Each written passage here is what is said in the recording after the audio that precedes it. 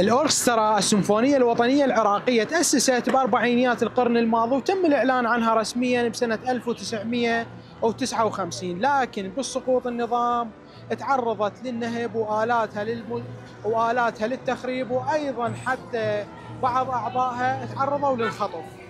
وبعد 2007 رجعت تزاول أعمالها في بغداد الحبيبة، وطبعاً استلمها المايسترو كريم مصفي، وإلى الآن واليوم حضرنا أحد حفلاتها اللي كانت مليانة حب وجمال. أريد نبذة مختصرة عن مهرجان اليوم، عن الإبداع اللي سطرتوه.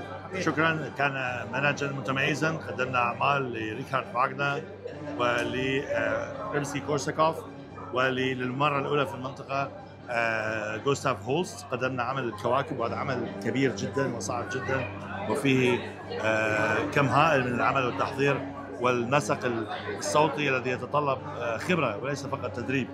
فكان منهجا شاقا كالعادة، أقود بدون يعني كل محفوظ، والفكرة منها هي كيفية تطوير العمل على مساحات معينة في الدماغ، وكيفية عمل الدماغ، وكيفية تأهيل الأعصاب والعضلات والدماغ للعمل في ظروف غير طبيعية. راح نشوف في بغداد كثير. نعم، أنا افتتحت الموسم اليوم. نعم. اليوم وغدا نفتتح موسم الأوركسترا السيمفونية ونكمل إن شاء الله. حيستمر إن شاء الله في بغداد. نعم. نشوفك هواي. نعم أكيد. سعيدين جدا. أشكرك.